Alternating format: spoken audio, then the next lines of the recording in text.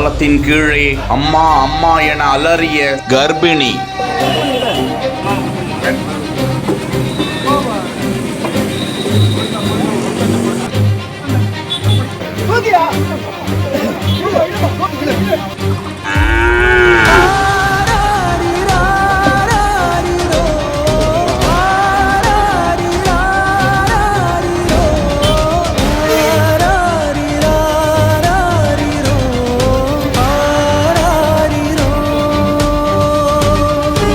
ஓடி வந்து பார்த்த மக்களுக்கு அதிர்ச்சி. பறந்து வந்து காப்பாற்றிய ரியல் ஹீரோஸ்.